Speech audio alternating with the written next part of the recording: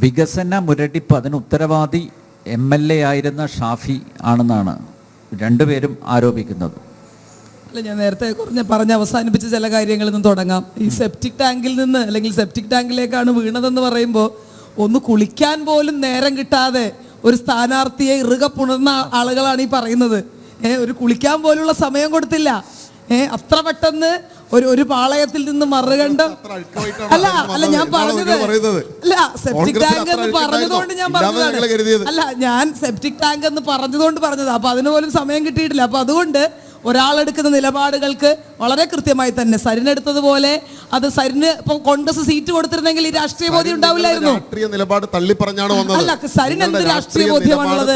Congress സരിന് seat കൊടുത്തിരുന്നെങ്കിൽ സരിന് ഈ രാഷ്ട്രീയ ബോധ്യം ഉണ്ടാകുമില്ലായിരുന്നു എന്നുള്ള കാര്യത്തിൽ ഒരു സംശയം വേണ്ട. ഞങ്ങൾ സീറ്റ് കൊടുത്തിരുന്നെങ്കിൽ ഇയാൾക്ക് രാഷ്ട്രീയ ബോധ്യം ഉണ്ടാവുമായിരുന്നോ? ഇയാൾക്ക് ഇടതുപക്ഷത്തിന്റെ ഈ വലിയ വിപ്ലവാത്മക ഇതൊക്കെ മനസ്സിലാവുമായിരുന്നു? ഇതൊന്നും ഉണ്ടാവില്ല. കസേര തന്നെയാണ് പ്രശ്നം. അല്ലാതെ ഒരു ആദർശ രാഷ്ട്രീയത്തിന്റെയും പേരിലല്ല, വെറും കസേര സ്ഥാനാർത്ഥിത്വ മോഹം കൊണ്ട് മാത്രം കോൺഗ്രസ് വിട്ടുപോയിട്ടുള്ള ഒരാളാണ്. പത്മജയും അനിൽ ആന്റണിയും ഒക്കെ എന്തിനാ പോയത്? കസേര കണ്ടിട്ടാണോ? അല്ല, അങ്ങനെയാണോ നിങ്ങൾ വിലയിരുത്തിയിട്ടുള്ളത്? അല്ല, കസേര അല്ല, അത്തരത്തിലുള്ള അധികാരമോഹം കൊണ്ട് തന്നെയാണല്ലോ. അവർക്കൊക്കെ പറയാനുള്ള കാരണങ്ങൾ ഇത് തന്നെയാണ്. അവരൊക്കെ പറഞ്ഞു വെക്കുന്നത്, പത്മജ ഇറങ്ങിപ്പോകുമ്പോൾ പറഞ്ഞത് എന്താണ്? എനിക്ക് ഈ പാർട്ടി അർഹമായിട്ടുള്ള സ്ഥാനം തന്നിട്ടില്ല. ഈ പാർട്ടിയുടെ രാഷ്ട്രീയകാര്യ സമിതി അംഗം എന്ന് പറയുന്ന ഏറ്റവും ഉന്നതമായ പദവിയിലിരിക്കുന്ന ഒരാളാണ് അവർ. അപ്പോൾ അത് പത്മജയെ സംബന്ധിച്ച് അല്ല, ഡോക്ടർ സോയ, എന്തായാലും സന്ദീപിന് ഇപ്പൊ വാരിക ഒരു സ്നേഹം കൊടുക്കുന്നുണ്ട്. പക്ഷെ ആ സ്നേഹം കൊണ്ട് മാത്രം പുള്ളി സംതൃപ്തനാവുന്ന എന്ത് വാഗ്ദാനാണ് കൊടുത്തത്? അല്ല, അത്തരത്തിലുള്ള വാഗ്ദാനങ്ങൾ ഒരു നിലപാട് പറഞ്ഞല്ല. ഇപ്പൊ CPM-ലേക്ക് സരിൻ പോയതുപോലെ പിറ്റേ ദിവസം പിടിച്ച് സ്ഥാനാർത്ഥിയാകാനൊന്നും പോകേണ്ട ആവശ്യം കോൺഗ്രസിനെ സംബന്ധിച്ചില്ല. കോൺഗ്രസിൽ അതിൽ കൊള്ളാവുന്ന ആളുകളുണ്ട്. ഒന്നാമത്തെ കാര്യം. ഇനി രണ്ടാമത് സന്ദീപ് പോലെയുള്ള ഒരാൾ എന്താണ് സ്ഥാനാർത്ഥികളാവാൻ കോൺഗ്രസിൽ കൊള്ളാവുന്ന ആളുകളുണ്ട് എന്ന് പറഞ്ഞാൽ ഇപ്പൊ വന്ന ആള് കൊള്ളൂലെന്ന്. ഞാൻ സരിനുമായി ബന്ധപ്പെട്ടതാണ് പറഞ്ഞത്. ഇനി ഒരാൾ ഓൾറെഡി രാഹുൽ മാങ്കൂട്ടത്തിലെ സ്ഥാനാർത്ഥിയെ തീരുമാനിച്ചു. കോൺഗ്രസിനെ സംബന്ധിച്ച് ഒരു സ്ഥാനാർത്ഥിയല്ലേ, UDF-നെ സംബന്ധിച്ച് ഒരു സ്ഥാനാർത്ഥിയല്ലേ ഇവിടെ നിർത്താൻ പറ്റുള്ളൂ. DCC ആവശ്യപ്പെട്ട ആളല്ല, അത് കോൺഗ്രസിന്റെ ആഭ്യന്തര കാര്യം.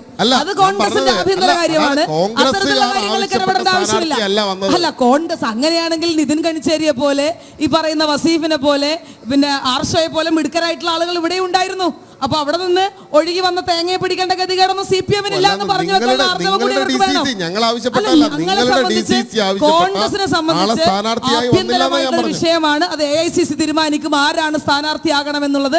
അത് വളരെ കൃത്യമായി സ്ഥാനാർത്ഥിയാക്കി കൊടുക്കുന്ന കത്തിനൊന്നും ഒരു വിലയില്ലേ നിങ്ങളുടെ കോൺഗ്രസ്? അത് ആഭ്യന്തരമായി AICC DCC ഒന്നും മൈൻഡ് ചെയ്യുന്നില്ല. അത്തരത്തിലല്ലോ.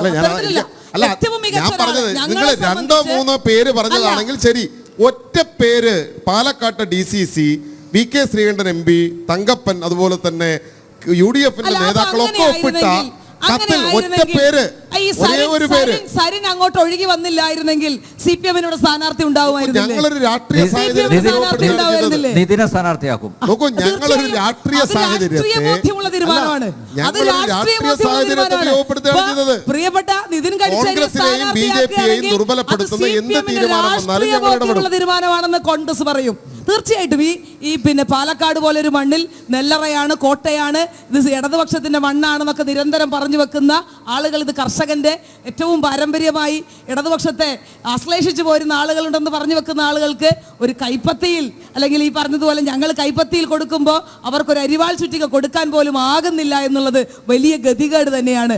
അങ്ങനെ ഒരു വലിയ വിശാലമായ ജനാധിപത്യമൊക്കെ അതിൽ പറയും. അതൊന്നും ഒരു തരത്തിലും പ്രാക്ടിക്കലായി വർക്ക് ചെയ്യാൻ പോകുന്ന കാര്യമല്ല എന്ന് മനസ്സിലാക്കണം. നേരത്തെ ഉല്ലാസ് ബാബു പറഞ്ഞ കാര്യത്തിൽ ഞാൻ പറഞ്ഞത് രാഹുൽ മാങ്കൂട്ടത്തിലിനെ സ്ഥാനാർത്ഥിയാക്കുന്നതുമായി ബന്ധപ്പെട്ടതാണ്. അത് സന്ദീപ് വാര്യർ ഒരിക്കലും രാഹുൽ മാങ്കൂട്ടത്തിൽ സ്ഥാനാർത്ഥിത്വത്തിന് ശേഷമാണ് കടന്നു വന്നത്. അടുത്ത തെരഞ്ഞെടുപ്പിൽ ഈ പറയുന്ന സന്ദീപ് വാര്യർക്ക് സ്ഥാനാർത്ഥിത്വം കൊടുക്കണമെന്നുണ്ടെങ്കിൽ കോൺഗ്രസിനെ സംബന്ധിച്ച് അത്തരം ഒരു ചർച്ചയുണ്ടെങ്കിൽ തീർച്ചയായും ഞങ്ങൾ കൊടുക്കും. അദ്ദേഹം മോശക്കാരനാന്നുള്ള അഭിപ്രായം ഞങ്ങളെ സംബന്ധിച്ചില്ല.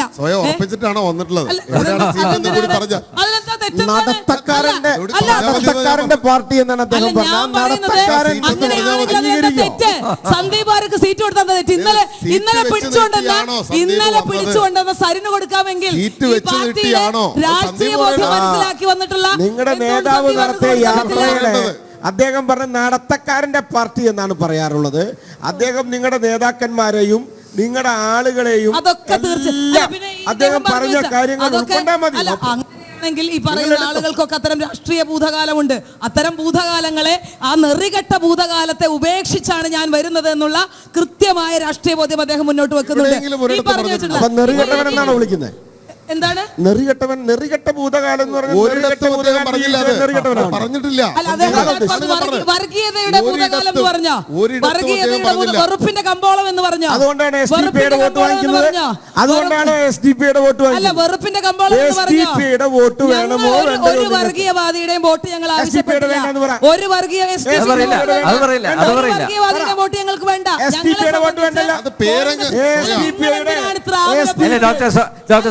ജനാധിപത്യവാദികളായിട്ടുള്ള മുഴുവൻ മനുഷ്യരുടെയും വോട്ട് ഞങ്ങൾ അതിൽ വർഗീയവാദികളുടെ വോട്ട് ഞങ്ങൾക്ക് വേണ്ട. ഞങ്ങൾക്ക് അതിന്റെ ആവശ്യമില്ല എന്നുള്ളത് സന്ദീപ് വാര്യരെ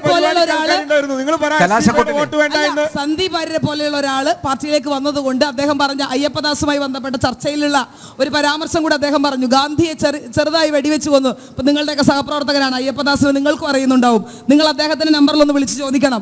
മനോരമയിൽ അയ്യപ്പദാസ് നടത്തിയ ചർച്ചയിൽ അദ്ദേഹം പറഞ്ഞു എന്നുള്ളതാണ് പറഞ്ഞു വെക്കുന്ന ഒരു വിവാദം. നിങ്ങൾ അയ്യപ്പദാസിനെ വിളിച്ച് ചോദിച്ചു നോക്കണം. സന്ദീപ് വാര്യർ അത്തരത്തിലൊരു പ്രസ്താവനയാണോ പറഞ്ഞു വെച്ചിട്ടുള്ളത്? അത് ഇന്നലെ തന്നെ ക്ലിയർ ചെയ്തിട്ടുണ്ട്. അല്ല, അത് ഇന്നലെ തന്നെ ക്ലിയർ ചെയ്തിട്ടുള്ള കാര്യമാണ്. അപ്പൊ ഈ പറഞ്ഞ നുണകൾ വീണ്ടും വീണ്ടും ആവർത്തിക്കുന്നതുകൊണ്ടൊന്നും അർത്ഥമില്ല. അത് സ്വരാജ് പറഞ്ഞിട്ടുള്ള ഒരു മറുപടിയുമായി ബന്ധപ്പെട്ടിട്ടുള്ള എന്തോ തർക്കത്തിനിടയിൽ പറഞ്ഞിട്ടുള്ള ഒരു കാര്യമാണ് എന്നുള്ളത് അയ്യപ്പദാസ് ഇന്നലെ അത് വളരെ കൃത്യമായി ക്ലിയർ ചെയ്തിട്ടുണ്ട്. നിങ്ങൾക്ക് സംശയം ഉണ്ടെങ്കിൽ അദ്ദേഹത്തെ വിളിച്ചു ചോദിക്കാം, അല്ലെങ്കിൽ അക്കാര്യത്തിൽ നിങ്ങൾക്ക് ക്ലാരിറ്റി വരുത്താവുന്നതാണ്. ഡോക്ടർ സോയ, SDPക്കാരെ പങ്കെടുത്തോ ഇന്ന് കലാശക്കൂട്ടില്? ഞാൻ കണ്ടിട്ടില്ല. ഞാൻ കണ്ടു. നിങ്ങളപ്പോ ഞങ്ങളുടെ കൂടെ ആയിരുന്നോ? അല്ല, ഞാൻ ചോദിച്ചോട്ടെ, ഞാൻ നിങ്ങളുടെ പ്രോഗ്രാം, എന്റെ പ്രോഗ്രാം കഴിഞ്ഞ് നിങ്ങളുടെ പ്രോഗ്രാമിന്റെ ഇടയിൽ കൂടെ എന്റെ ബസ്സിലേക്ക് നടന്നു വരിക. അപ്പൊ അവിടെ പച്ച കൊടിയും കെട്ടി എന്റെ സോയെ കണ്ണടച്ച് നടക്കാൻ പറ്റുമോ? കണ്ണടച്ചത് ഇങ്ങനെ അന്ധനായി നടക്കാൻ പറ്റും? അത് മാങ്കൂട്ടത്തിനും ഷാഫിക്ക് 13 കൊല്ലം കണ്ണടച്ചായിരുന്ന പാലക്കാട്. അതുകൊണ്ട് അവിടെ SDPയുടെ എന്നാ പറ, SDPയുടെ വോട്ട് വേണ്ട. ഉറപ്പല്ലേ? സതീശിനെതിരെ സോയ ആഞ്ഞടിച്ചിരിക്കുന്നു. SDPയുടെ വോട്ട് വേണ്ട എന്ന് സോയ വർഗീയവാദികളുടെ വോട്ട് വേണ്ട. ഏതെങ്കിലും വർഗീയവാദിയുടെ വോട്ട് വേണമെന്ന് കോൺഗ്രസ് എവിടെയെങ്കിലും പറഞ്ഞിട്ടുണ്ടോ? കോൺഗ്രസ് എവിടെയെങ്കിലും പറഞ്ഞിട്ടുണ്ടോ? ഒരു വർഗീയവാദിയും വേണ്ട.